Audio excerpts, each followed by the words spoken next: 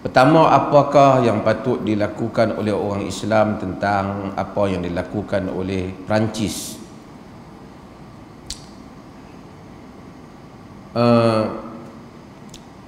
Pertama, kita syukur pada Allah kerana orang Islam di dunia ini masih lagi hidup dan bertindak balas membantah apa yang dibuat oleh Macron, Presiden Perancis, yang telah menghina Islam dan juga telah memberi ruang untuk orang melukis gambar Nabi SAW dalam keadaan yang menghina, dipaparkan dan memasuki menceroboh masjid-masjid di Perancis, dan atas alasan penghinaan pada Nabi Muhammad itu boleh di atas dasar freedom of expression ataupun freedom of speech. Walaupun itu ada double standard. Kita tahu di Europe anti-Semitism malah tidak boleh, anti-Yahudi tak boleh. Apa-apa saja ungkapan yang menunjukkan anti-Yahudi akan diambil tindakan. Banyak benda yang tak boleh. Tapi kalau anti-Islam boleh.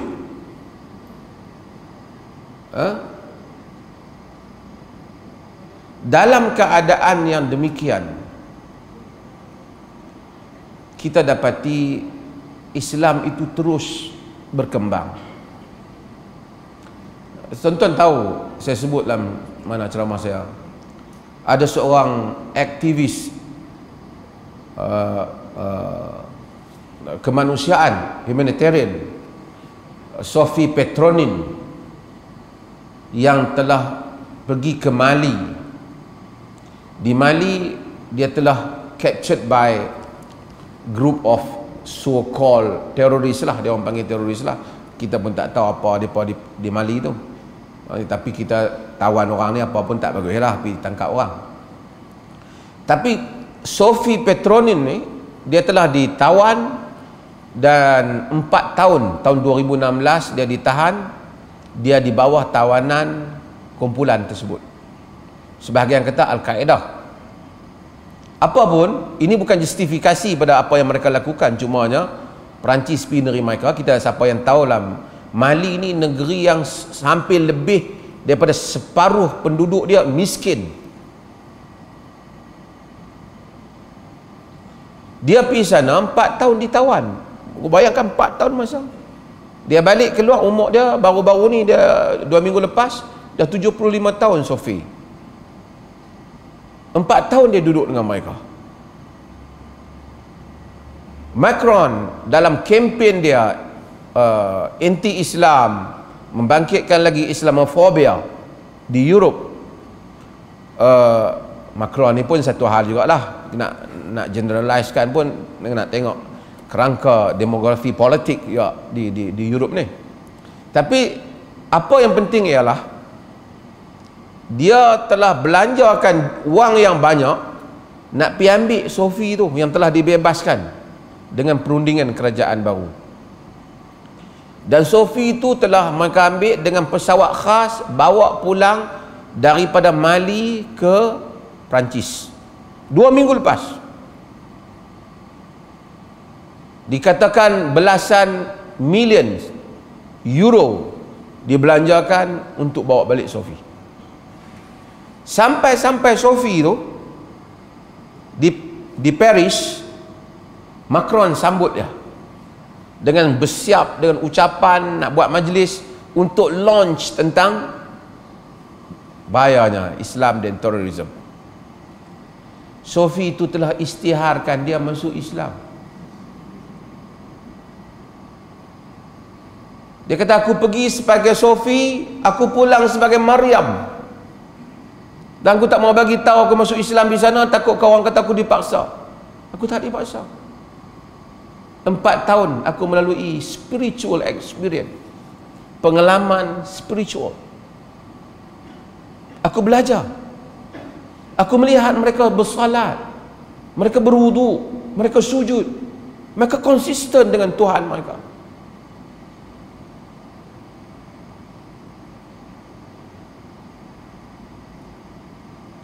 Orang tanya, mereka seksa kan? No. Dia kata no.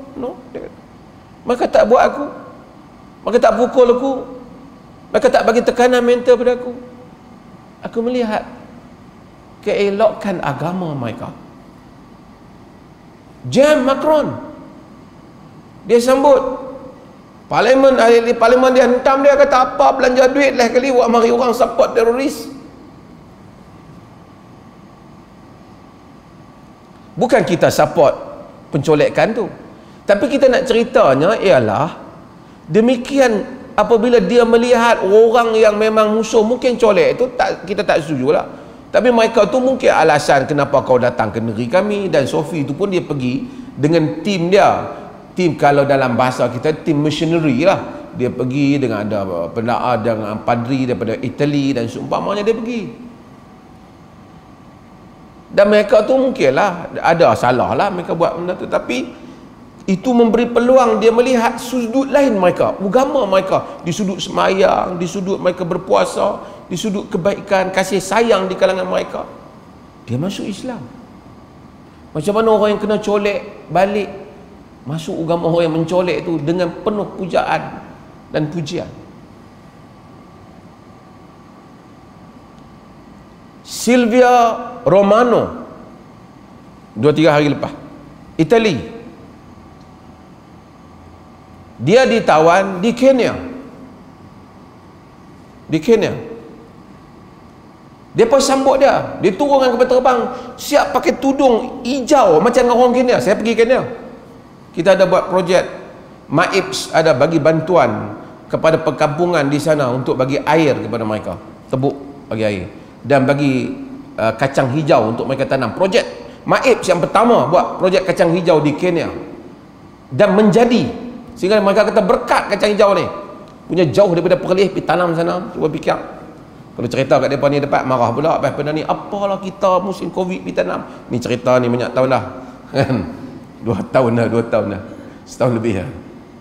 Siapa kita tak heboh lah, sagut-sagi dia bukan tak tahu, macam-macam punya pahaman tak ada. Apa pergi bagi jauh kami ni kacang hijau tak cukup di rumah, nak buat kacang semua ada lah. Tapi saya pernah pergi Kenya lah. Dia ditawan di sana, dia balik, dia 2 tahun dia kena. Dia balik, dia pakai tudung, dia masuk Islam, dia 20 tahun lebih umur dia.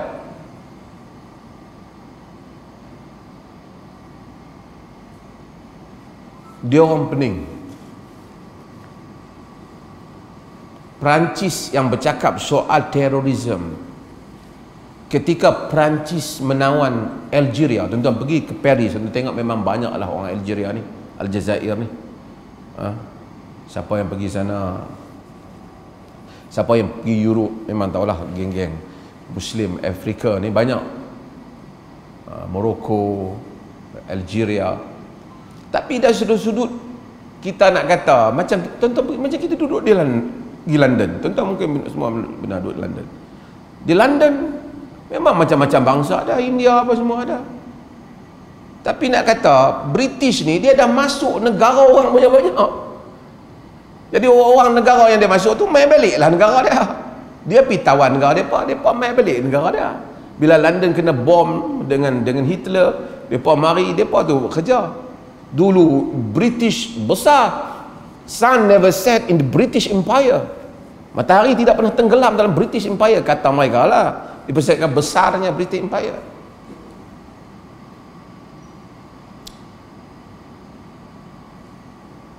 Perancis ketika dia tawan Algeria, punyalah kejam dia masuk dalam Algeria. Ratusan ribu manusia dibunuh tanpa sebab. Wanita-wanita dirogol, orang-orang tua ditembak mati.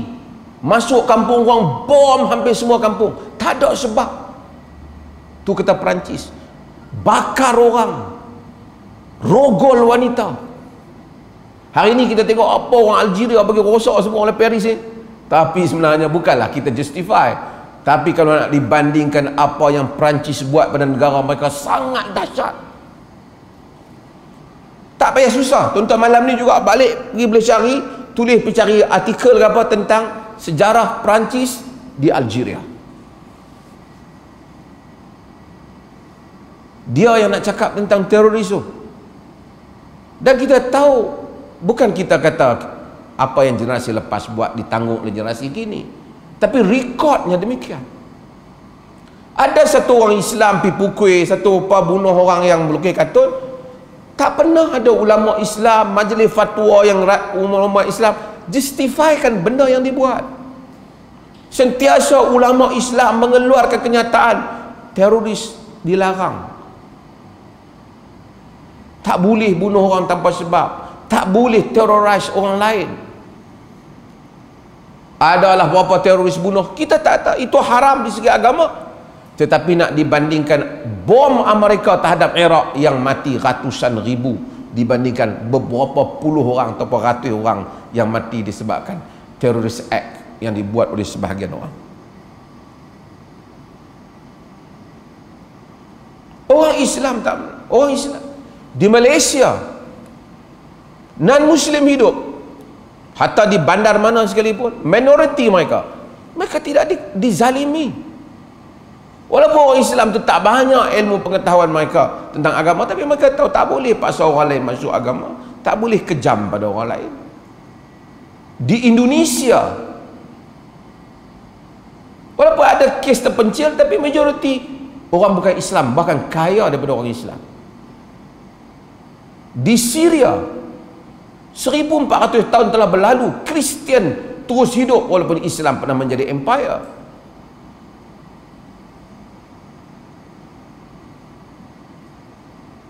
Di Mesir,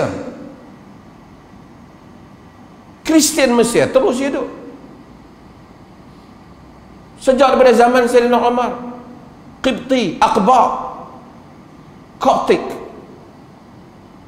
mereka terus hidup, tak ada paksaan. Orang Islam tidak pernah redha kepada teroris, tapi menghina Nabi Islam sesuatu yang sensitif bagi orang Islam. Kalau kita tengok puak-puak Mak Saleh ni, kita selalu kata mereka pandai, mereka pun bukanlah kita hina mereka, bukanlah mereka tinggi hebat benar sangat pun. Mereka pun main bola tumbuk dengan padang pasal sebiji bola ya. Berapa banyak pasukan yang kena tindakan tumbuk, lompat pagang serang pasukan ni pasal bola di padangnya. Soal civilized tak civilized, kalau kita nak tengok soal bangunan, tinggi bangunan mereka lah. Tapi nak kata terlalu civilized pun tidaklah. Ada negara-negara yang bagus, kita tak nafikan, apa nama, seperti Norway, banyak, Switzerland dan seumpamanya yang bagus di sudut-sudut tertentu, kita tak nafikan lah tu. Tapi orang Islam ni dia akan react terhadap Nabi dia, kerana sayang orang Islam ni besar pada Nabi dia. Nabi orang Islam, kadang-kadang orang Islam ni agama dia tak amal sangat, tapi Nabi dia sayang. Dahulu Sayyidina Ali bin Abi Talib dalam Syarh Syifa, bila ditanya dia, kaifa kana hubbukum li Rasulillah, bagaimana cinta kamu itu kepada Rasulullah dulu? Kata Ali, kana ahabba ilaina min amwali, kana ahabba ilaina min amwalina wa auladina wa abaina wa ummahatina wa minal ma'il barid ala dham. Sesungguhnya Nabi itu lebih kami sayang daripada harta kami, anak kami, ayah kami, mak kami, lebih daripada air yang sejuk dalam keadaan yang begitu haus. Tuan-tuan, orang padang pasir kalau dapat air sejuk ni memang hebatlah ketika keadaan haus. Tapi dia nak buat perbandingan, tak banyaklah nak banding zaman dulu. Kata dia, air tu punya orang tengok pun orang boleh berebut. Kami lebih sayangkan Nabi. Abu Bakar Siddiq radhiyallahu an, sayang tak sayang Abu Bakar pada Nabi SAW. Kita ni nak cerita sayang dibandingkan bapa ni. Bapa bila masuk Islam, oh hebat, nikmat besar. Abu Bakar, family dia, the whole family masuk Islam. Yang lain macam Umar bin Khattab, pak dia tak masuk Islam. Abu Bakar, the whole family masuk Islam. Nabi sendiri, orang yang Nabi sayang tak masuk Islam. Siapa dia? Siapa? Abu Talib. Nabi sayang Abu Talib, dia tak masuk Islam. Hari Abu Quhafah, bapa Abu Bakar, masuk Islam. Dia bai'ah dengan Nabi. Abu Bakar menangis. Dan riwayat dan Musnad Abi Ya'la disahihkan oleh Al-Imam Ibn Hajar Al-Asqalani. Nabi tengok Abu Bakar menangis. Patut hari tu hari seronok. Nabi tanya, "Wa ma yubkika ya Abu Bakar?" Apakah yang menyebabkan engkau menangis, wahai Abu Bakar? Kata Abu Bakar, "Li'an takuna yadu ammika makana yadihi, yubayi'uka 'alal Islam, yuqirru Allahu 'ainayka ahabba ilayya min an yakun."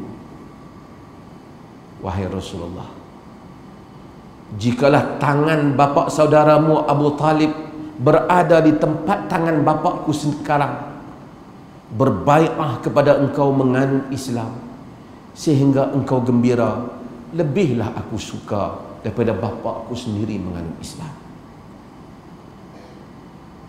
Tengok tinggi dan besarnya cinta mereka kepada Nabi sallallahu alaihi wasallam. Bapak pun tak sama dengan kegembiraan Nabi sallallahu alaihi wasallam. Kalau bapa masuk Islam pun dia menangis. Sebab apa? Sebab dia rasa aku gembira, Nabi tak gembira. Bukan Nabi tak gembira Abu Quhafah masuk Islam, Nabi tak gembira bapa saudara dia dulu tak masuk Islam.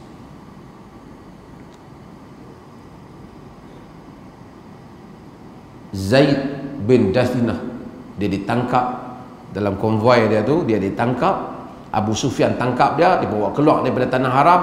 Dia pun nak sembelih dia sikit-sikit, dia pun nak potong dia sikit-sikit. Dia bertanya, Abu Sufyan tanya, Abu Sufyan masuk tak masuk Islam ni? Peringkat Mekah. Dia kata, Zaid, apa pendapatmu jika Muhammad yang duduk di tempat kau sekarang tu dekat masa dah tangkap duk seksa? Kata Zaid, wallahi ma ahab anna Muhammadan an fi makanihi huwa fihi tusibu syaukatun wa ana jalisun fi ahlihi. Demi Allah, dia kata, aku takkan suka kalau Muhammad yang berada di tempatnya sekarang, aku tak tahu di mana dia berada, terkena sedikit duri, sedangkan aku berada bersama dengan keluarga aku, pun aku tak suka. Apa pula Ahmad tanya Muhammad nak duduk tempat aku sekarang? Kata Abu Sufyan, wallahi ma ra'aitu ahadan yuhibbu ahada ka hubbi ashabi Muhammadin Muhammada. Demi Allah, aku tidak pernah melihat seseorang mencintai seseorang seperti mana cintanya sahabat-sahabat Muhammad kepada Muhammad.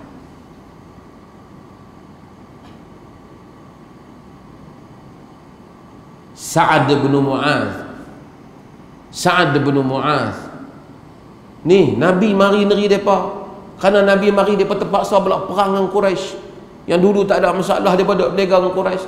Mereka tak kata, ya Allah, Nabi lah main ni negeri kita jadi kacau, untuk pergi bergaduh dengan orang pula. Hari Nabi nak perang, apa Sa'ad bin Mu'adh kata, ya Rasulullah, hadhihi amwaluna baina yadaik fahkum bima syi'ta. Wahai Rasulullah, ini harta kami di hadapanmu, putuskanlah seperti mana yang engkau mau. Ya Rasulullah, hadhihi nufusuna baina yadaik fa in ista'radta bina al-bahra laqudna nuqatilu baina yadayka wa min khalfika wa an yaminika wa an shimalik. Wahai Rasulullah, ini nyawa-nyawa kami di hadapanmu. Jika engkau bentangkan lautan yang luas, nescaya kami menyemberanginya. Kami akan berperang di hadapanmu, di belakangmu, di kanan dan kirimu. Itu sahabat Rasulullah sallallahu alaihi wasallam. Orang Islam sensitif dengan Nabi mereka. Sambutan apa sahaja, sebahagian orang tanya kita di negeri Hatta, di negeri Perlis ni, kita mengingati Maulidin Nabi, tetapi ulama khilaf bilakah Nabi itu lahir. Kita bergembira dengan kelahiran itu, tapi kita akan mengikuti jalan sahabat sedaya yang kita mampu, walaupun kita dhaif, iaitu dengan mengikut jalan baginda, bukan sekadar dengan melakukan perayaan jual topi ke apa. Bukan itu jalannya. Sahabat telah membuktikan cinta. Mereka tidak ada perayaan seperti kita, tapi cinta mereka telah mengatasi segalanya. Mudah-mudahan Allah Subhanahu wa taala mengurniakan kurniaan yang sama ataupun memberikan keberkatan dengan mengikuti jalan baginda sallallahu alaihi wasallam.